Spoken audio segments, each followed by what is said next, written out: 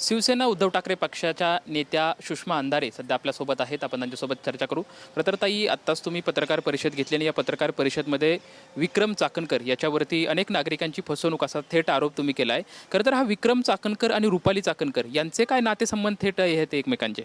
मला असं वाटतं चाकणकर हे त्यांचे नातेसंबंध आहेत, कदाचित ते दीर वगैरे असतील. पण मुद्दा हा आहे की त्याच्यातल्या वर्षा धमिष्टे नावाच्या ज्या गृहिणी आहेत, ज्यांनी आपली शेती विकून विक्रम चाकणकरला पैसे दिले होते आणि विक्रम चाकणकरने ते पैसे दामदुप्पट आम्ही करून देऊ, रिअल इस्टेटमध्ये पैसे लावू म्हटलं. नंतर ती काही साईटच सापडली नाही, मग आमचे पैसे परत द्या. पैसे परत मागताना त्यांच्यावरच नांदेड सिटी पोलीस स्टेशनमध्ये सावकारकीचा गुन्हा दाखल झाला, जे वाईट आहे. म्हणजे एखादी महिला मदत मागते आणि तिच्यावर गुन्हा दाखल होतो. त्याच्यामध्ये ज्या वर्षा धमिष्टे आहेत त्यांचा आरोप आहे की महिला आयोगाच्या रुपाली चाकणकर यांनी हस्तक्षेप केल्यामुळे आणि रुपाली चाकणकरांच्याच दबावामुळे विक्रम चाकणकरला पोलिसांनी मदत केली आणि आमची तक्रार लिहून घेण्याच्या ऐवजी आमच्यावरच तक्रार दाखल झाली, असा तो विषय आहे. या सगळ्यांमध्ये आम्हाला असं वाटतं की राष्ट्रवादी काँग्रेसचे अध्यक्ष सन्माननीय अजितदादा यांनी तोडगा खरं तर काढला पाहिजे. कारण महिला आयोग हा महिलांची मदत करण्यासाठी आहे. पण जर महिला आयोगाकडूनच अशा पद्धतीने महिलांना त्रास होत असेल तर वाईट आहे आणि महिलांची आर्थिक पिळवणूक त्याहून वाईट आहे. त्या संदर्भात वर्षा धमिष्टेंनी काय ती रीतसर तक्रार मला वाटतंय पुणे पोलीस आयुक्तांकडे सुद्धा मांडलेली आहे.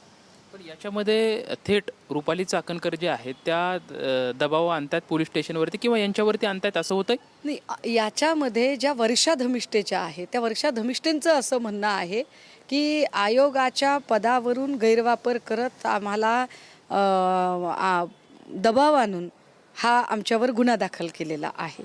तर आपलं काय म्हणणं आहे याच्यामध्ये की नांदेड सिटी पोलीस स्टेशनचे जे PI आहेत यांनी काय ते त्या संदर्भामध्ये त्यांचं म्हणणं ऐकून घेतलं पाहिजे, त्याची चौकशी केली पाहिजे. कारण त्याचे जे सगळे ट्रान्झॅक्शन आहेत त्याचे पेपर्स त्या महिलेकडे आहेत, तिच्याकडे सगळे चेक्स आहेत, चेक्स बाउन्स झालेले आहेत, तिने कशा पद्धतीने पैसे दिले त्याचे बँक स्टेटमेंट आहेत. म्हणजे तो पैसा हा कुठेही ब्लॅक मनी नाही आहे, 2 नंबरचा पैसा नाही आहे, त्यांच्या कष्टाचा पैसा आहे.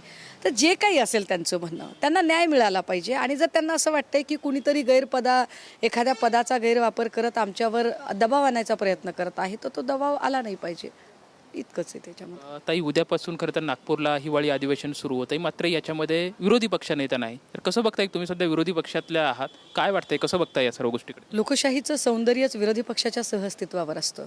पण विरोधी स्वरच उमटू नये अशी जर भाजपाची काय म्हणता येईल दांडगी इच्छाशक्ती असेल तर हे हुकुमशाहीकडे जाणारं सरकार आहे.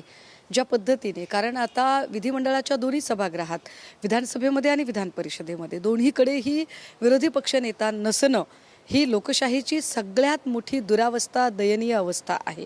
आणि या दयनीयतेला कारणीभूत कोण आहे तर भाजपाचा निरंकुश जी सत्ताकांक्षा आहे ती जास्त कारणीभूत आहे. आत्तासुद्धा भाजपा ज्या पद्धतीने, म्हणजे तुम्ही बघा की निवडणुकीचे निकाल कसे दाखवले गेले, की विधानसभेच्या निवडणुकीचे निकाल दाखवताना असं दाखवलं गेलं की शिंदेंनी दुप्पट केली तरी ते फडणवीसांना गाठू शकत नाहीत, किंवा इकडे शिंदे आणि दादा यांना एकत्रित केलं तरी ते फडणवीसांना गाठू शकत नाहीत. अगदी त्याच पद्धतीने जे काल परवा जे पोल आले ते पोलसुद्धा आपण बघितले तर इतके मजेशीर पोल घेतले गेले की ज्या पोलमध्ये समजा शिंदेंची दुप्पट जरी केली टक्केवारी तरी फडणवीसांना गाठू शकत नाही. शिंदे दादा एकत्रित केले 18-15 तरी ते फडणवीसांना गाठू शकत नाहीत. म्हणजे एकीकडे जाहिरातींच्या माध्यमातून लोकांना हॅमर करायचं की कशा पद्धतीने फडणवीसांची लोकप्रियता वाढत आहे आणि दुसरीकडे संपूर्ण इलेक्शन प्रोसेसमध्येच माल प्रॅक्टिस करायची आणि ही सगळी लोकशाही धोक्यात आणायची. हे वाईट आहे. आणि अशा पद्धतीने जर चालत राहिलं तर निवडणुका घेण्याला काही अर्थच नसेल. उलट मग त्यांनी फक्त हा प्रभाग आणि या प्रभागातनं हा भाजपचा माणूस निवडून आला अशा याद्याच जाहीर कराव्यात. निवडणूक प्रोसेसच्या भानगडीतच पडू नये. कारण ज्या पद्धतीने निवडणुकीचा एक अभूतपूर्व गोंधळ झाला आहे तो काबिले तारीफ आहे. खरं तर आज भाजपाची पुण्यामध्ये महानगरपालिका निवडणुकीच्या अनुषंगाने पहिली कोर बैठक पार पडली. या बैठकीमध्ये त्यांचं असं म्हणणं आहे की पुण्याचा महापौर हा 100% भाजपाचाच होईल आणि जवळपास एक 125च्या पुढे आम्ही भाजपाच्या जागा असतील असं त्यांचं भाकीत आहे. तुम्हाला काय वाटतं सध्या युती म्हणून ते लढतील, स्वतंत्र म्हणून लढतील, स्वतंत्र भाजप म्हणून लढेल किंवा आणखी काही समीकरणं वेगळी असू शकतात असं काय वाटतं? भाजपाची ही इच्छाशक्ती किती मोठी आहे. 1 वर्ष पूर्ण झालं, 1 वर्षाचं रिपोर्ट कार्ड फार जोरजोरात त्यांनी जाहिरात वाजवली. पण 1 वर्षाच्या रिपोर्ट कार्डमध्ये ते हे दाखवत नाही आहेत की त्याच 1 वर्षाच्या रिपोर्ट कार्डमध्ये महायुतीच्या एका मंत्र्याचा राजीनामा झाला आहे. 3 मंत्र्यांचे राजीनामे होता होता राहिले. सत्ताधाऱ्यांमधल्या 2 मंत्र्यांचे 2 कसे 4 मंत्री. मग ते संदीपान भुमरेंच्या ड्रायव्हरची जागा असेल, संजय शिरसाटचा घोटाळा असेल, किंवा इकडे मुरलीधर मोहोळांचा घोटाळा असेल, उपमुख्यमंत्र्यांच्या मुलाचा घोटाळा असेल, असे सगळे घोटाळे बाहेर आले. विशेष म्हणजे भाजपाच्या मंत्र्याचा असा मंत्री जो पुण्याचा माजी महापौर आहे, मुरलीधर मोहोळ यांनी महापौर म्हणून काम केलेलं आहे, यांचा एवढा मोठा जमीन घोटाळा बाहेर येतो तरीसुद्धा भाजप ताकदीने सांगते की आम्ही 125 जागा जिंकणार आहोत. भाजपला आत्मविश्वास येतो कुठून? आकड्यांसह सांगण्याचा. याचा अर्थच भाजपा निवडणुका मॅनेज करते का? भाजपाची आणि निवडणूक आयोगाची साठगाठ आहे का? निवडणूक आयोगावर नाराजी व्यक्त करणारे फडणवीस ते खरंच नाराज आहेत की निवडणूक आयोग आणि भाजपा याची नुराकुस्ती दाखवण्याचा प्रयत्न होतोय? ज्या पद्धतीने हे सगळं चित्र तयार केलं जातं हे अत्यंत वाईट आहे. आणि त्यामुळे भाजपा आत्ता जर सांगत असेल की आम्ही 125 जागा, तेव्हा आम्हाला प्रश्न पडतो, तुम्ही कोणत्या बळावर मागताय? कोणत्या बळावर सांगताय तुम्ही की आमच्या 125 जागा? म्हणजे आंदेकर आणि कोमकर गँगचं काय गँगवर पुण्याने सगळं बघितलं, जैन बोर्डिंगचा घोटाळा पुण्याने बघितला, इकडचा कोरेगाव पार्कचा जमीन घोटाळा पुण्याने बघितला, 70 ते 80 गँग पुण्यामध्ये कार्यरत, पुण्यातले मोठमोठे डॉन सहजपणे भाजप नेत्यांच्या मदतीने परदेशात फरार होतात. हे आम्ही नाही, सत्ताधारी पक्षाचे आमदार बाहेर काढतात. असं सगळं असताना सुद्धा भाजपला हा एवढा अति आत्मविश्वास, ओव्हर कॉन्फिडन्स येतो कुठून? खरं तर आता एकंदरीत आपण बघितलं तर पुण्यामधल्या शिवसेना, उद्धव ठाकरे पक्ष आणि मनसे एकत्रित येण्याच्या जोरदार चर्चा होती. या अनुषंगाने काही सध्या हालचाली सुरू आहेत का? दुसरीकडे म्हणजे दोन्ही राष्ट्रवादी एकत्रित यावं अशी सध्या काहींचं मतप्रवाह आहे. मात्र प्रशांत जगताप याला विरोध करताना दिसत आहेत. शरद पवारांनी सुद्धा असं त्यांना शब्द दिला आहे की आपण एकत्रित नको यायला. दुसरीकडे म्हणजे रुपाली ठोंबरे पाटील सुद्धा राष्ट्रवादीमध्ये नाराज आहेत. त्यांनी सुद्धा एक फेसबुक पोस्ट करत त्यातून साऱ्या गोष्टी, आपले संकेत जे आहेत दिलेले आहेत. एकंदरीत तुम्हाला काय वाटते, प्रशांत जगताप यांनी त्यातून बाहेर पडावं किंवा रुपाली ठोंबरेंनी परत म्हणजे शिवसेनेकडे यावं, अशा सर्व या अनुषंगाने सध्या पुण्यात राजकारण आहे. तुम्ही कसं बघताय? नाही, प्रशांत जगतापांनी काय करावं हा प्रशांत जगतापांचा प्रश्न आहे, त्यावर मी बोलणं उचित नाही. दोनही राष्ट्रवादी काँग्रेसने एकत्र यायचं की नाही यायचं किंवा त्यांचं काय असेल त्या संबंधाने बोलण्यासाठी त्या दोन्ही पक्षांचे प्रवक्ते आहेत, त्यावर मी मत मांडायची गरज नाही. राहिला प्रश्न रुपाली ठोंबरेंचा, तर रुपाली ठोंबरे या पक्षात अस्वस्थ आहेत. त्यांना त्या ज्या काही एफर्ट्स लावत आहेत त्याचे रिटर्न्स त्यांना मिळत नाहीत अशी खदखद आहे त्यांच्या मनात. येणाऱ्या काळात त्या निर्णय घेतील अशा चर्चा मीही आपल्या माध्यमातून ऐकत आहे. पण मला नेमकी त्याच्यातली काही माहिती नाही. पण कदाचित त्या माझ्या पक्षात येणार आहेत का? येणार असतील तर स्वागत आहे, हरकत नाही. परंतु अजून माझ्यापर्यंत नीट माहिती नाही त्याची.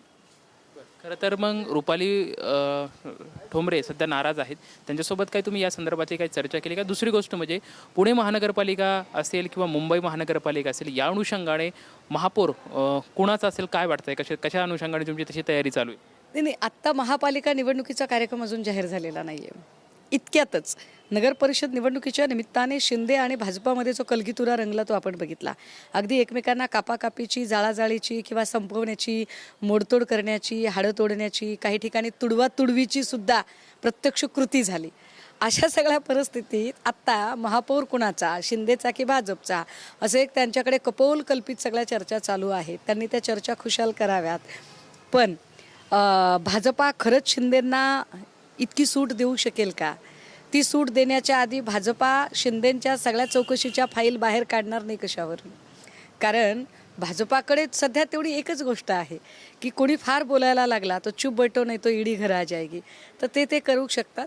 अशा सगळ्या परिस्थितीत त्यांचं काय चाललंय याकडे लक्ष देण्यापेक्षा आम्ही आमचा USP काय आहे आणि मुंबई महापालिकेतले नेमके लोकाभिमुख प्रश्न काय आहेत, या लोकाभिमुख प्रश्नांवर आम्ही कसं काम करू शकतो, उदाहरणार्थ धारावीतला प्रश्न असेल, धारावीतल्या ज्या झोपडपट्टीच्या पुनर्विकासाचे प्रकल्प आहेत, निर्वासितांचे प्रश्न आहेत, मिठागरांचा प्रश्न आहे किंवा स्लॉटर हाऊसचा तिथला मुद्दा आहे किंवा इकडे कॉफर्स मार्केटमध्ये जे मच्छीमार बांधवांचं जे मार्केट आहे, मच्छी मार्केट आहे, त्यांचे इश्यूज आहेत.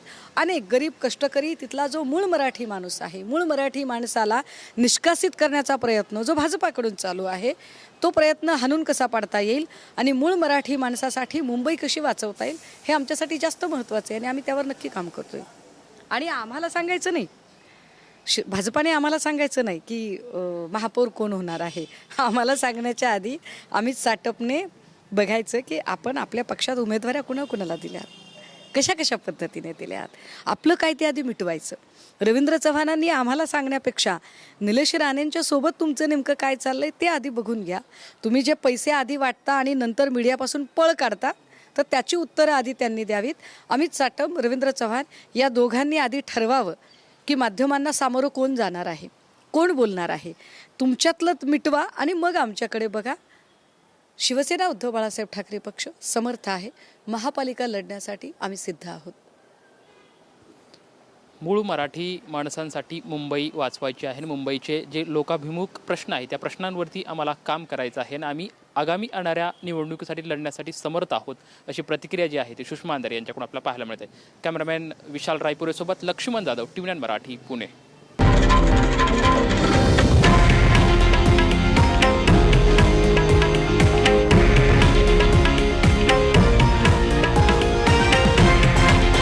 हे आहे देशातील नंबर 1 न्यूज नेटवर्क आणि आपण पाहत आहात TV9 मराठी, एकमेव.